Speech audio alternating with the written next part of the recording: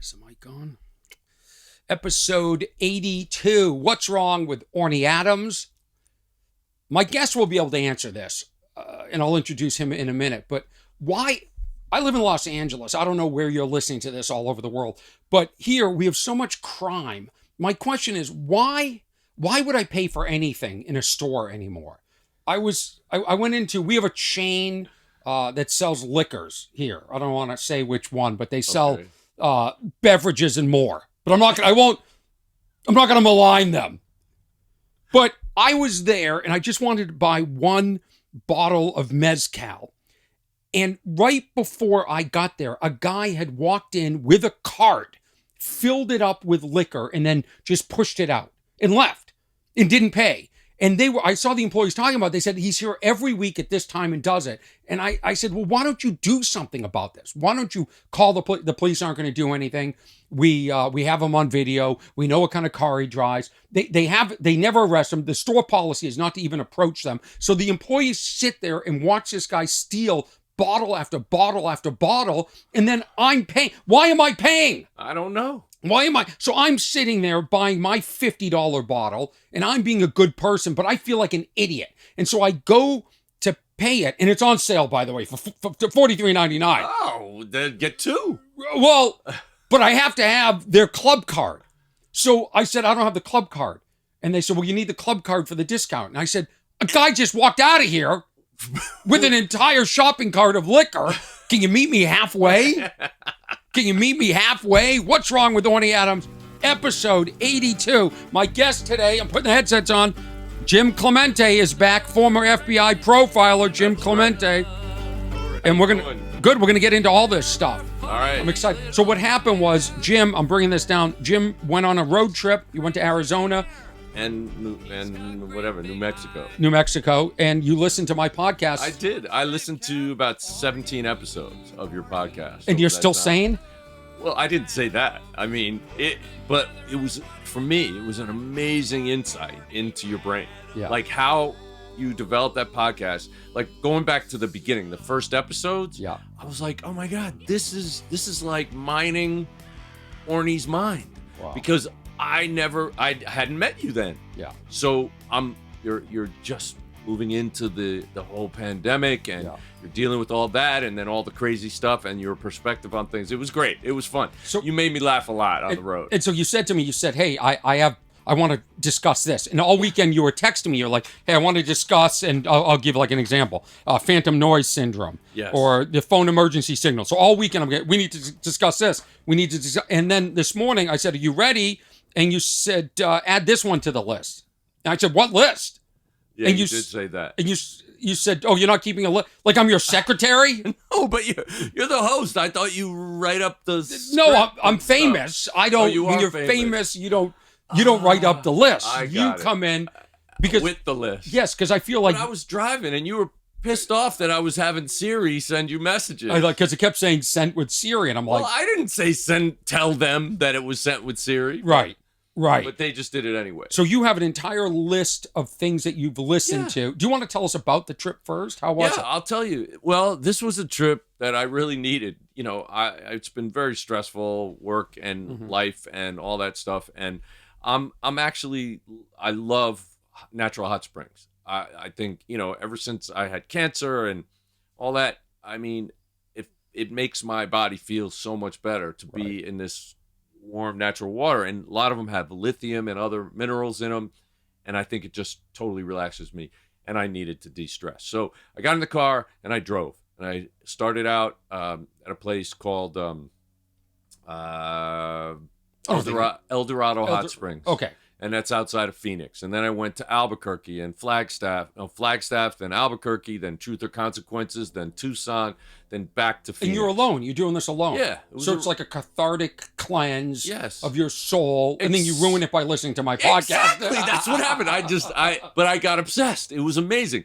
But you do this on purpose, I think. But when you set up the episodes, you say, well, I was just going to talk about this, and now I got to talk about this, and we'll have to save that for next week. And so you just want to go to the next one. And what happened to this guy? How could you? It was great. I'm telling you, I don't. It's just my mind has a million, like I've got a million notes for today, but sometimes I don't get to things. Yeah. And so you have to do them next week and next week. Right. But I loved it. And it kept me focused. And I literally, look, for me, it's the weirdest thing. If I have to be at a meeting, driving is a pain in the neck. Yeah. But if I don't have to be anywhere, driving is relaxing for me. Like, I literally just chill, listen to music, or Orny Adams, and figure out what's wrong with Orny Adams. You were saying you were going back and forth on my podcast to 80s music. Yes, I was. Yeah, because I love 80s music. It's a great mix. Oh, it's classic. I feel like there should be a Jim Clemente 80s mix that should accompany my podcast. There you go. Back and forth. And all the time, if I could sing, I would have definitely sent in a version of your theme song. And I've asked your brother, you have a brother named Peter who is in a band called Diving for Pearls. Right, and he plays guitar and drums, and he hasn't done it, huh? He hasn't done it. To me, he looks completely different than you. He looks like the guitarist for Queen. Yeah, he does. He does. Paul, whatever. What's that guy's name? Don't ask me names. I'm bad with names. But anyway, Orny, it was great. I felt like I got to know you so much better because sort of developing this podcast and the people, the friends that you interviewed and the people that you interviewed and the places that you were and the things that you were talking about. Yeah. All that gave me great insights about you. Well, you just leaked something. So if anybody picked up on it, you said developing this podcast, people don't know that we've been secretly trying to develop something.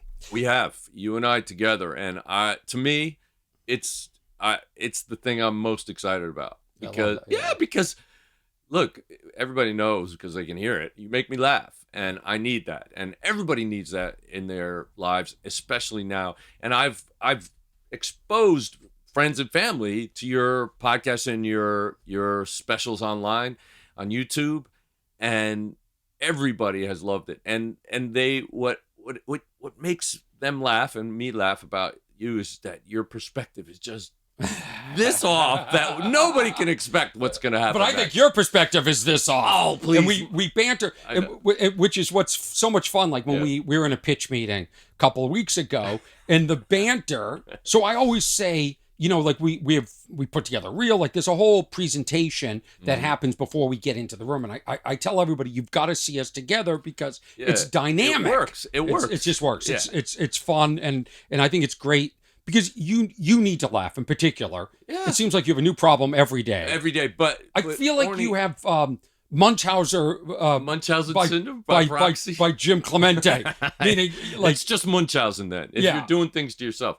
But is that true? Yeah, Munchausen is when you cause pain or suffering to yourself for pity, and Munchausen by proxy is when you hurt somebody else so that you get pity. Where did that come from? Was there actually a Munchausen? It sounds like a German doctor I'm came sure up with it this was, theory. yes. So Munchausen by proxy are people that hurt their kids to get attention. Yes, absolutely. And I see there's more Munchausen by Munchausen, which I diagnose you as Munchausen by. But I think they're calling it factitious disorder now.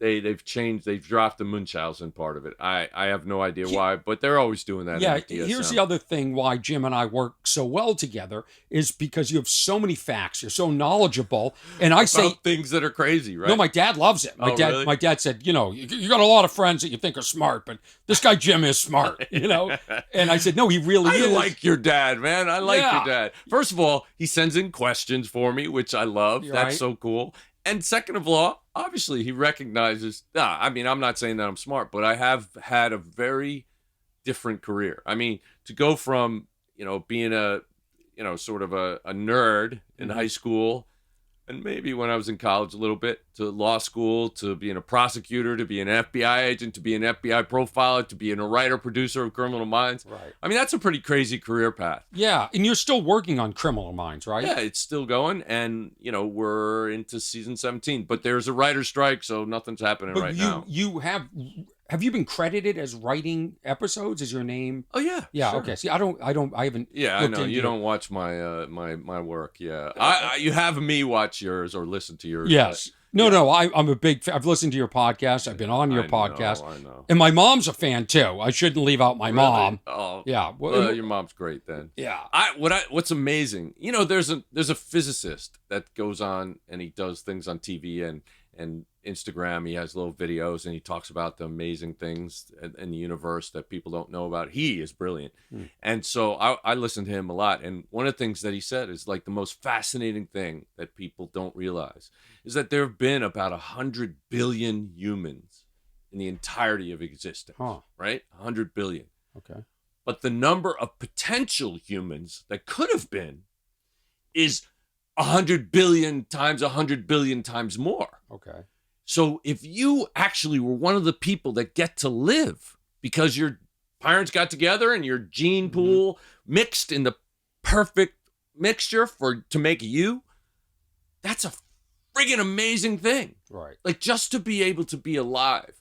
And so when I think of your parents getting together and making you, boy, your parents must I'd be rather you not think about special. my parents No, getting together. I wasn't meaning the What are some of these missed opportunities? Is this this sounds like something like are we talking about abortion? I don't want to get into that. I'm not talking about that. Masturbation. What's causing these missed opportunities? No, but even when people have sex, there's lots of sperm and one egg. only one of them. One egg. Only one of them, unless you have fraternal twins, then there's 2 eggs. But isn't that the egg splitting? No, that's identical. Fraternal is 2 eggs. This is what my dad loves about you. You should have all the facts. I know nothing. Turns out I know nothing. All I want to know, going back to the beginning of the episode, is why? Why would Los Angeles and other cities announce we're not going to prosecute certain crimes? Because then they just go out and do the crime. Why not just 3 words? Not say anything. 3 words. Ignorance. Ignorance. Yeah. They're stupid. All they're doing is encouraging that. If they want to actually not enforce nonviolent crimes, keep it friggin' silent so people don't know it's open season. Right. Why would they do that? I don't know that. It's That's ignorant. what I wanted to ask you. So you agree? Because there's also Malcolm Gladwell had a book where he talked about cities started just fixing small things like broken windows. Yeah, that's the Rudy Giuliani when he was sane. He did that in New York. He did that in New York and cleaned up the city. I mean, the city was just going downhill. Garbage strikes. There was mountains of garbage on the side of the road. You wouldn't go into Times Square. It was horrible. And lascivious behavior. Well, not for that reason, but yeah, you wouldn't go because it stunk and there was crime. Yeah. And he just fixed broken windows. It's the broken window fix thing theory.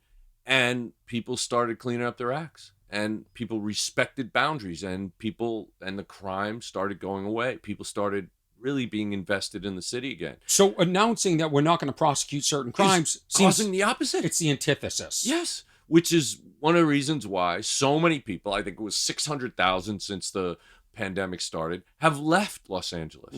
And I think San Francisco is suffering the same thing. And California is going from the most populous state to below Arkansas and Mississippi. And I tell people it can turn around like New York turned around. But to be honest, one of my sisters is planning a trip. Both my sisters are planning a trip out here. Yeah, you told them to get a gun? Well, no, I don't want to scare them. But they one of them wants to start in San Francisco and drive down. And I said, you might not, I know a few years ago before the pandemic, you were planning a trip and you wanted to go to San Francisco, but it's really changed. They're closing flagship, Whole Foods and Targets are being closed because of the crime and on the streets. It seems dangerous. It's just not what it was. No. So I said, maybe come here, go to San Diego, go to Santa Barbara. And then she's like, well, what would we see in Los Angeles? And I thought, well, I could take them down the street to see the Hollywood Walk of Fame. And I thought, but there's a lot of crime only there. During the day. Right. And you could take them to the Griffith Observatory, which is cool. Then I thought Venice, same thing. Huge crime, homeless problem. Like it's dirty. Yeah. It's not what it once was. And then I thought, well, where can you take? So I said, I got to be honest with you. It's really bad out here right now. Like maybe I should take you to Target and I'll show you how we lock up the laundry detergent, the toothpaste, like the essentials. Because people just walk in there and steal. So because they're stealing, our prices are going up, what we pay, the honest people. And then if I want to get toothpaste, a $3 tooth. You have to get somebody to come help you. I have to summons. I have to press a button, which doesn't work. You want to know what's wrong with this system? There's no way that button works. It doesn't. Who's it ringing? There's somebody in the back just waiting to jump button. in. It's a placebo button. Yeah. It is. It's I'm no sure. way it works. It's as No. stupid as the button that Staples has that you put on your desk. Remember they used to pitch this button you'd press when you need Oh, yeah. But it's just like what you said about going to Home Depot. I mean, I feel the same way. It used to be in the This is beginning from my of act. Right, Yeah. from your act. Yeah. In the beginning of Home Depot, you would go there and they had contractors Yeah. who knew they were in an aisle Yeah. with the materials that they knew about, which they'd use professionally. Now, there's no people around with those orange aprons. And then when you find a person, they have to take out a little hand computer and punch in things and say, okay, it's all 32, No, they go on. They Google it, like what we Well, could they to find out the aisle, and they don't care. There's no there's actually no passion almost everywhere you go. No, it's in this day and age, nobody's working where they want to work. That's why when I walk up on stage and I have that opening line, which I won't say. And by the way, if you're in Los Angeles next week, I'll be at the Comedy and Magic Club Thursday, and I'll be there. Jim will be there. Don't say, because if you're stalkers now, they're gonna. Oh yeah. Yeah. And then we do have. We have some co-stalkers. okay, don't we? let's not get into it. That's June 8th. June 9th, I'll be at the Ice House in Pasadena, California. So I'll be at the Comedy and Magic Club on Thursday, June 8th in Hermosa Beach. Friday, I am at the Ice House. Saturday, I hop on a plane. I'm going to North Carolina. I'm doing a private show. Ooh. Yeah. That's where that's where the money is. that pays. I'll be at the and I'll be at the Laugh Factory tomorrow night. And I was on vacation. I'll say it. I went to Joshua Tree Oh. to do what you did, but without the hot springs, to just unwind Yeah. my brain. Now, what I didn't realize was there's a big element of like freaks down there that are prepping for this apocalypse. They're just off-gridders. So were they digging holes and bunkers and all that? All sorts of malarkey. Like you just go, whoa. They have. You sure you want to say that out loud? Yeah, they got the flags. They got all sorts of, there's an undercurrent there that isn't so hippie progressive as I thought it might be. But I went to a bar each night and ordered this great drink that was grapefruit. And there were two other ingredients. And there was this one tequila that I thought was mezcal, which I thought was great. And I'm always looking for a new mezcal. I'm looking for two things. If you're listening, I need new blinds. And I'm willing to take a sponsor. I need new blinds for one of my bedroom. And are they blackout blinds, Yes, or you they want are the see-through kind? So oh yeah. I need mezcal to black out, and I need blackout lines to black out. I actually don't drink that much, but I tried this mezcal. I thought it was great, and I reached out to them on social media, and they're going to come tomorrow night to my show and bring me some. Wow. Which this will have already aired by then. This will air on Okay. Monday, so I'm excited to, and I'll mix the drink on the air, because if they give me some stuff, I'm going to give them a little, little thank you on air. Thank you. That's awesome. For sure. So while I was driving, your podcast brought up so many issues in my head. Like some of the topics you discussed and some of the periphery things that you didn't get to. And, and I also related to a bunch of things that I never even anticipated. So do you think the first time you saw me on stage, you reached out on Twitter? Do you think innately or inside of you felt a connection that you didn't fully understand yet? And now having listened to all these episodes, it's sort of, it reaffirms it. Yes. Okay. Well, clearly I knew, and I'm trying not to get your head too big so you could still fit out of the big yellow when we're done. But I knew that you were very intelligent, and your brain, the synapses in your brain fire so freaking fast. It's so amazing. And I love that because, I used to be like that, many years ago. Oh, no, it can go away? Before I burned out, yes. Oh. I mean, I've had a few, shocking experiences in my life. Let me put it that way. So, but I saw that, and I recognized that. I didn't know what kind of a person you were. I knew that you were intelligent and you were funny as hell. But getting to know you as a person has been amazing. First of all, even though you're angry at a lot of things, in your comedy and somewhat in your life, you're a really nice guy.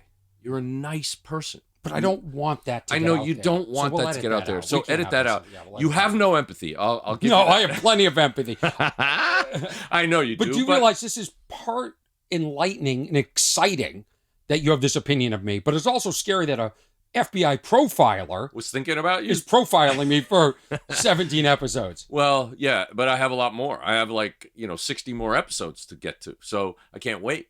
But the fact is that you brought up some really important issues. And also there were just some things that I was kind of nerding out, FBI profiling nerding out, because I was like, oh, I should tell him this and I should tell him that. Because for example, if you don't mind, I'll just launch right into it. Yeah. When you the psychopathology of somebody who does catfishing. Right. Like, who is that person? Why would they do it? Well, I think there's, in every kind of behavior, this is the first thing you should know. Okay. There's a spectrum of behavior. There's a continuum of people between two extremes. Okay. So you have one extreme where there's people who just want to hurt other people. They want to find a way to hurt and embarrass somebody else. And that's why they're catfishing. On the other side is people who have absolutely no self-image, who hate themselves, despise themselves, don't even think they rise to the level of despicable. And so they're trying to create a false life with somebody else who they know will never be able to find out who they are. Well, they believe that. And they feel protected. And so they can sort of live out these fantasy lives and have this false sense of intimacy with somebody. So then you have all this gray area in between. You have somebody who's kind of in the middle, who's kind of wants to hurt people and kind of has no self-image. Okay. When you say people want to hurt people, there's people like to say, people like me and you, who we get criticized sometimes online, and we say to ourselves, hurt people, hurt people. Right. Which makes us feel better. But are there just some people that are wired to hurt people? Yeah, let's look at psychopathology, psychopaths, okay? So this is something Dr. Hare developed. Did you listen to the episode I did called The Psychopath Next Door? I'm not sure. Because I read that book. You should, yeah. Because I probably don't know what I'm talking about. But I think they were saying like 1 in 4 people are, is that possible? I don't think it's that 4%. much. It's 4%. So 4 out of 100 people. Yeah, so 1 in 25. And that we're living amongst a lot of people. Right, but there are different types of psychopaths. That don't have empathy. Right. And they know enough to fake it. Sorry to keep interrupting, but they can fake. No, you're not sorry. This is what you do. This is great. I understand it and I love it. Don't worry about it. Yes. Well, the smart psychopaths recognize it, what other people do, and they realize I need to fake that in order to get to those people. I need in order to fit in. But most psychopaths are like thrill seekers, and so they're really engaging and they're gregarious and people want to be around them. Right? Why is that? Why are they thrill seekers? Because they have a very high tolerance for excitement. They need excitement and action and movement in order so that they won't be bored. And people are just things for them. They literally are born with no empathy, and they can't develop it. So they literally use people. But why is that? When you say people have, look, when we're being formed, our genes mix in different ways. There's billions of possibilities, hundreds of billions or billions of billions of possibilities. But why can't, if they can teach themselves to act mimic, why can't they teach themselves to have empathy? And because it's an emotion. But you can't create that. Don't you find, and I'm speaking personally for myself, that my empathy has grown as I've gotten older? So sure. I'll give you a current example. A kid, 18 years old, just graduated from high school. This week, jumped off of a boat in the Bahamas. Okay, it was like a pirate type boat. They were on a cruise. It was a booze cruise. Not too sure why 18-year-olds are on a booze cruise. Really? But do you know this story? Yes, I do. On a dare, jumped off, and you can hear, somebody started videotaping, and you can hear a kid going, bye-bye, bye-bye, see you later. And I'm thinking, that kid, for me, I would almost want to vomit, because this kid's probably not going to make it. Well, he didn't make it, and he just disappeared, and we don't know if he just drowned, sank, or was taken By a shark or Yeah. another. But the thing is, that kid that's yelling bye-bye, that kid can grow up. Because I could see me as a younger person not being fully Right. empathetic to the Okay, situation. not So why is my understanding. empathy grow? And I'll get one more example. Bob Dylan wrote "Blowing in the Wind" in his early 20s. Right. I still couldn't write that song now. I don't have that level of empathy. So Well, I don't know if empathy gave him the ability to write that song, but when you do have empathy, you did have empathy when you were a child. You're getting a more refined sense of it right now as you're older. That's normal because you've had more experiences. You've seen pain and suffering. You've experienced pain and suffering. So that's why you can project to other people. With psychopaths, they literally have no capacity for that. They look at you as a human being. They look at you the same way they look at a chair because it is just functional for them. They don't have any human connection. It is a defect that they are born with. And some embrace it. Some realize it yeah. and rejoice in it, celebrate it, and find ways to take advantage of other people because they realize, hey, it doesn't hurt me to step on someone else. That's why there are CEO psychopaths. They may not be malevolent, right? But they know that they can, by stepping on these other people, rise to the top. And so that's why they got there. Most people will realize, if I'm going to try to be a CEO or the president of the United States, I have to defeat other people. Yeah. I have to make myself look better. I have to do all these things. It's just not in me. I don't want to. Are they dangerous? Should we be scared of these people? Some psychopaths, yes, are very malevolent. They're negative. They embrace the dark side. They make choices in their brain to, instead of trying to find ways to avoid it. Like Dr. James Fallon. He was a University of California at Irvine professor who was studying the genetics of psychopaths. And he found out that there was one in his family. He was actually a descendant of Lizzie Borden, that she was like a great aunt. The ex Yes. Yeah, person. But listen, he discovered it was him. He's a psychopath. Huh. And so he has the psychopath gene, but don't you think he knew that going in? I'm going to study that. Don't you think he knew? No, I don't think he knew. He was shocked. He was maybe that created in his subconscious a desire to learn more about it. Maybe. Yeah. But he realizes, and he tries to use it for good. He's a brilliant mind. Brilliant mind, great friend of mine. Well, when you were in the FBI, you interviewed serial killers. Yes. Can you talk about any of those that you interviewed? Well, yeah. So let's talk about Joseph Spangler. Okay. And when you're interviewing Joseph Spangler, are you alone in the room with him? Just you and him one-on-one? We do it several different ways. Okay. We sometimes script it because we want to use the person that is going to make that person open up the most.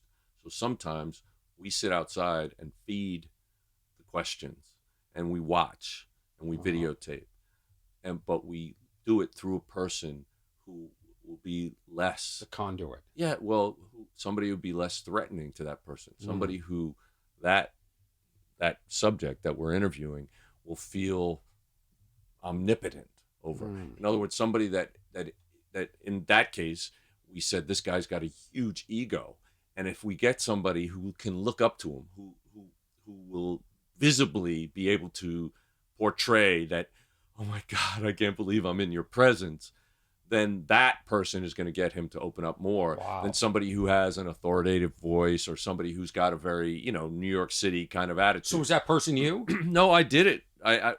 We picked somebody to do it, and we were very successful in getting him to open up, and he admitted to the fact that he killed his first wife and teenage son and daughter, and then he pushed his third wife off of the Grand Canyon. His second wife came back to commiserate with I've always said, by the way, not to make light of it, but if you don't think you're in a good relationship, stay off mountains and canyons.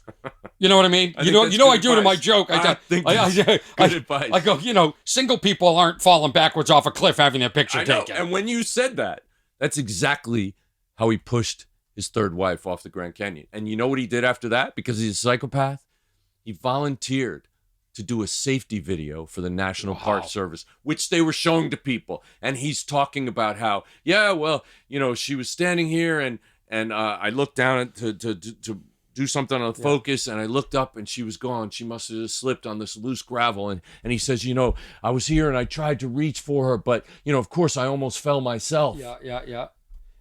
He shoved her off. Do they have, will they admit to you, I have no empathy? I have no feeling. Yes, I don't care. These are the things we interview for. So we have like 800 questions that we ask him. And so they'll say, I don't care about that my wife is dead. I don't care about her family, Of course not. her He siblings. said, this is what he said when he killed his wife, right? He said he told her to come down for Christmas. There was a surprise in the basement. Had her close her eyes, sit on the chair. He grabbed the gun. He shot her at an angle where he thought she would shoot herself. And then he dropped the gun where he thought it would lay. And they said, no, wait. I went upstairs and took care of the kids first. Well, what he meant by that was, I shot my daughter from across the room and killed her. And my son woke up, so he kind of got up and I shot him. He was moving, so it wasn't fatal. So I had to figure out, well, how would my wife kill him? So I took a pillow and I smothered him. And he says, then he goes, this is what's chilling. Of course, he struggled, but he was no match for me. Wow. This is his 14-year-old son. Yeah, wow. Who he gave friggin' life to. Right. And he kills him. And then he goes and watches a movie and comes back to discover them dead. And the cops bought it because he was What year is that? Well, that was in the 70s, 76 or 78. Yeah. And then, you know, he went on to kill 2 more wives, and he was about to bring his 4th wife to the Grand Canyon for their honeymoon. Oh, wow. When we arrested him. Yeah. So how many people did he kill total? Well, that is 5 total. When do you become a serial killer? How many Well, kills? it's 2 or more. It's more of a qualitative analysis than just a quantitative analysis. Did you tell me this? It's like you could actually only kill one person, but have the mindset of a serial absolutely. killer. And you're but, still a serial you just killer? got caught early, right? Yeah. Or somebody, somebody shoots you back, you know. But yeah, that's absolutely true. So, you know, the federal statute to be a serial killer, to give the FBI primary jurisdiction, is 3 or more in separate incidents, 3 or more murders in separate incidents. But in the BAU, we say 2 or more in separate incidents. BAU, Behavioral Analysis Unit. Okay, that's where the profile. What year was that started? Well, it was started in the 70s by John Douglas. No, actually, John came a little later. Teton and I can't remember the other guy's name. Sorry. So Roger something or other. Which is it? The 70s? Yeah. So this 70s. Is a more recent sort of division. Yeah, this is a development after many years of observing that when people have psychological issues, it shows up in their crimes. And so if you look at their crimes, you can reverse engineer back to the type of person who committed the crime, and that's what we do. So fascinating. All serial killers go to the FBI. All those cases? Well, yeah, all those cases. We study that. Yes, we have jurisdiction on them, but we also study them from around the world. So we study all violent crimes and sexual crimes so that we can educate other cops about it. They don't have time. They're doing their job. So we get to study it and then educate the cops about it. When you study crimes all over the world, 2 questions. One, does America disproportionately have more crime than other countries? I understand probably guns. Certainly guns. And 2, has there been an uptick in overall violent crimes in the last 50, 100 years? And, you know, it just seems like the obsession with crime and all the podcasts. I know you do Jim does a huge podcast on Wondery called True Crime Profile. Real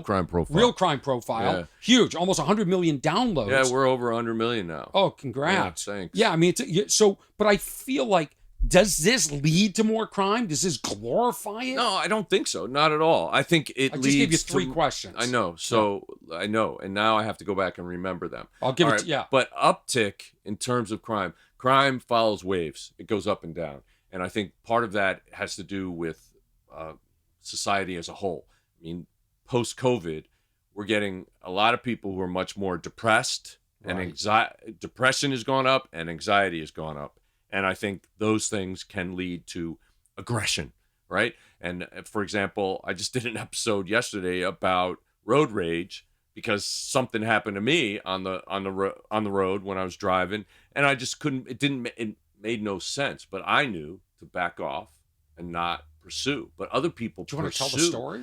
I just did it on my podcast. So, Yeah, I mean, you wanted me to tell the story about me and the guy on the bike. I'll tell that you. I got into it with. Turned out that you didn't tell me yet. Well, I'll tell you really quickly. Okay. I was on Cahuenga, and the guy kept veering into a bike kept veering into and we were trying to, go around him, and it sort of like almost felt like he was doing it on purpose. And the person I was with honked really aggressively. He gives a finger. I roll down the window. I have words, and then he looks at me and he says, "Aren't you Orny Adams?" The same thing happened to Joe Pesce. Yeah, and by the way, and I did say before he said that, I go, "Hey, buddy, we just want to make sure you're okay," because we got stuck at a red light. I played it on the last podcast, so I don't want to recap it. But all right, so the same thing happened to Joe Pesce. The night I met Joe Pesce, we were having dinner with Robert De Niro. It was crazy, and Joe Pesce shows up, and De Niro tells him that I'm in the FBI, right? So he comes up and he hugs me and he goes, "Oh, so you think you're tough because you got a gun, huh?" He goes, "That's all right. I got 3 ice picks on me right now, and I can jab you here, I can jab you here, and I can jab you here." And he jabbed me. He hit me with his fist under my chin, just like pretending he was going to jab me, but he hit me pretty hard. I'm like, "What the fuck?" And he's like, "I'm sorry." He goes, "Yeah, I get out of control sometimes." He seemed very manic. Anyway, he said, "I was driving the other day, and this truck cut me off, so I drove really fast ahead of him, and I cut him off, and I parked so he couldn't move. And next thing I know, I'm up on the side of the truck. I grabbed him by the hair, and I was punching him in the face. And he looks up at me and says, 'Aren't you Joe Pesce?' And he goes, 'I had to leave town for 2 weeks.'" You really punched somebody? Yeah. You punched somebody. Well, it's to me, it's weird that anybody would know me. So, but my new policy is you're I'm saying a famous person, and I've touched you there. Yeah, famous person. Punched your fist. So, what's your road? Because I also have a theory that there used to be road rage, and it was good old road rage. And in the early days, people just yelled at each other, got back in their cars. Now people are getting shot. But road rage. 500 shootings in the United States for road rage incidents that are reported in 2022 alone. You see, and 500. Feels like one and a half a day, or 1 and 3 feels quarters like you a used day. to just yell at each other and you get it out and get back. But now there's road rage everywhere. It's on airplanes. It's in stores. It's everywhere. It's just life rage. Life rage. And I think it is a collective problem with the country. I think we're all having these after effects of COVID, being locked down, being afraid for our lives, not knowing what the hell's happening, taking these vaccines, not knowing if they're going to be good for us or bad for us. All this kind of stuff is just piling up. And people are, when they're at the edge, when they're stressed out, they act to their extremes. And that's what you're seeing. And it's still going on. Extreme behavior. Yes, of course. So with your FBI profiler BAU brain, you believe that our brains have changed. Yeah, absolutely. But, brains are malleable. They're organic, right? Mm-hmm. It doesn't change permanently, right? Unless you get a traumatic brain injury, you could have permanent brain damage, right? But if your brains do change with the times, and that's part of the alacrity of our being able to think about new things and do new things and learn new things for our whole lives. Yeah. But they can change back. It's all psychology. So this brings us to one of the topics that you texted me was mass depression. Yeah, I think we're in the middle of that. And which I brought up on my podcast. You did. And I thought that was very astute of you because it does have ramifications.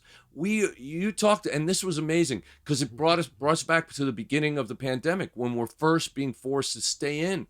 And people are in different environments, and your environment may not be very good.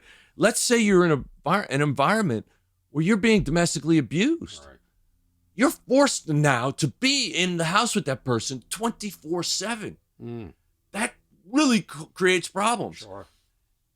Let's say you're in a situation where you're in a long distance relationship, and now you can't see each other at all, right? The loneliness, the fear of what's going to happen, all those things build up in your system. But why do we feel more distant? I declared on my podcast, we had the stay-at-home order. I want to get out of your house order, a stay out order, because I think that To we're spending fix it. too much time. We've got to stop working from home. It doesn't work. Like when I call customer service and I And ordered. the baby's crying in the background. Yeah, I can't stand it. And the dog's barking. Yeah, I'm like, what is this? Your reception sucks. Like, get back to an office. Everybody, for your mental health, get out of your house. Yeah. And people, even me, I just, like, it's Friday night. I want to do nothing. I want to do nothing. All right. I don't want to be around people. Okay. What Yeah. So happened you to have us? phobia, right? Phobia, fear of being included. And that's another one that we'll get to, but I'll get to it right Jim, now. we're not I'm even right gonna in get there. I know. I'm right in there with phobia. I feel the same way. Yeah. Like, and I think part of it is COVID. You know, like people don't understand. It still has residual effects. I mean, I had a bone marrow transplant almost 19 years ago. And 19 years ago, I had to be in isolation for 6 months. I had to wear a mask and gloves Really? if I ever went out to public. Yes, and I was in You're like isolation. the boy in the bubble. I was in a bubble. My house became a bubble. And after that, like, you know, people who come up to you and you give them a hug and they try to kiss you on the lips. Yeah. Like that freaked me out for so long. And it's like a flashback now with the COVID. The same thing. I don't want people to be kissing me because I don't know who they were breathing next to before or who they're kissing right before they kiss me. I have a particularly weak immune system, so I have to watch all this stuff, you know? And this is a result, if you're just tuning in, this is Jim Clemente, former FBI profiler. You were part of the cleanup crew at 9/11. Well, the rescue crew at 9/11, yeah, sure. And cleanup, you know, but yeah. So you were down there on 9/11? Well, I got there. It took me a while to get to downtown because of all the traffic. Yeah. I got there at 5 a.m, but On the 12th. yeah. And Yeah. and you were still looking for bodies. Yeah, of course. Yeah. For days we were. Yeah. And then you... I got cancer and I had a bone marrow transplant. But, you know, so that has effects. And so, but the mass depression, you know, is something that I think as a country, we're still seeing a rise in it and anxiety. And I think it's going to peak, you know, hopefully in the next year or two and then go back down. So I think everybody's brains will also accommodate that as long as we can, you know, sort of get through this. And I love the fact that you're saying, you know, we need to talk to each other. We need to put down our devices and be human with each other and interact. That's all important. And there's no reason for us to be, you know, at loggerheads just because somebody thinks differently. I mean, you think very differently to me, but we're great friends. I mean, we can see each other's perspectives or at least appreciate them. I don't think we're that far off. No, I don't think our perspectives are that off, but you think very differently from me. Which is beautiful, what isn't makes it? me laugh. Yeah. And do you know the science of laughter? No, tell me. Oh, well, this is amazing. It's your brain. It's somebody telling a story, and you expect a particular ending, but it twists. There's something else that also makes sense that you didn't foresee. So your brain says, aha, and it makes you laugh. But couldn't it also be that you're saying something that you don't think should be said? Or well, I think but that's probably another thing that you didn't expect. Something you don't expect that makes sense. That like it's an aha moment in your brain, and that's how you respond. And I know that you love comedy. I'm going to tell you something, and maybe this will surprise you, maybe not. But having empathy makes you a worse comedian. Really? Because you don't joke about things that you used to. Like all of a sudden you're like, I can't talk about obese kids because there's people in the audience that probably have obese kids. But when you're younger, you don't think like that. You just say it. Right. So empathy can be the enemy of stand-up comedy because you start thinking too much. You really do. Do you want to tell? We're going to wrap this episode up soon, and we're going to do another episode. You're going to stick around for episode 83. I'll stick around. And then you'll end up going to lunch with me. I know you said you didn't want to go to lunch, but you know, what's wrong with Orny Adams? We got the budget to take you out today if you want. Really? Wow, that's pretty amazing. There's a diner down the street. Can we go in the Shasta? Yeah, we could just airlift this over the fence. Well, I would love to take this on the road sometime. I know. I don't think it would hold up, but we'll it looks see. Pretty sturdy. I don't know. I'm going to get Leno up here. Since 1960. I'm going to get Leno up here to check it out. That'd be great. By the way, thank you for having me on the radio show the other day, right after Jay Leno. I mean, that's a tough act to follow. Yeah, he was great. I was filling in on KFI AM 640 here in Los Angeles. It's a huge station, and Tim Conway Jr., who's become my friend, put me on I subbed for him. Right. He wasn't there on a Friday. I did the whole 3 hours. I interviewed you and Jay Leno. Yeah. And now Jay's become my good friend. That's great. But here's what I really love about you and your honesty and creating awareness for me. I felt like the interview with Jay didn't go as well as I wanted it to. And I didn't even say that to you. But I just got a sense that he just didn't get comfortable. Right. And you called me and you said, could I, Well, I talked to you about it. I had said you were great and all that. But I said, you've always wanted me to be completely honest with you. And I said, it seemed like Jay was uncomfortable. And you go, yes, I felt the same way. He never relaxed. He never did that tit for tat, back and forth stuff. Yeah. And I said, yeah, well, at one point he actually voiced his concern. And he said, you want me to tell you about when I bombed on stage? What it felt like when I bombed on stage? After you asked him that question. Yeah. And I said, that may be the thing, because that's sort of the negative side of it, right? And I said, maybe he wanted to tell people, the elation he feels and what keeps him going, you said, the good things. You made it very concise. You said, I think all your questions were negative. A lot of them were. Your thematically. Yeah, welcome to What's Wrong with Orny Adams. There you go. It's the negative take on the world. So here's what I did. I started to spin out. I was in the car. I called Jay. I go, Jay's mad at me now. Jay put me on the Tonight Show. I'll tell the story someday. Yeah. Jay, I have such admiration and respect for this guy, for what he's done for me and is still doing for me. I love those appearances into the studio, to help me at this radio appearance. By the way, I'm back on the radio KFI this Sunday, 4 to 7 p.m. Great. Yeah. I called you back. I told you were natural. So I called Jay, because now I'm worried. Was I too negative? Did I offend him? Should I have said, what's it like when you're killing on stage? So I called Jay, and it rang 1.5 times. He sent me the voicemail. I go, oh no. In 4 hours. Downward spiral. Yeah, 4 hours later, he called me back, and not to bust your bubble, but that wasn't the case. Okay. Well, I know. I'm not going to divulge the private conversation we had, but he's since called me again. Jay and I are now best friends. He's giving me advice. He's helping me with my new radio career. Oh, wow. He's helping me negotiate a private gig that's in 2024. And Jay is a really smart guy. He's got unbelievable stories. He was telling me about. He spoke Joey at the Fisher. FBI at the FBI lunch, a couple years ago, and I talked to him afterwards. What a great guy! It just fantastic guy. It blows my mind that I talk to these people on the phone that I grew up watching on TV, then writing jokes for. Tell us. That's how people feel about you, Orny. In the next episode, we're gonna wrap up sociopaths,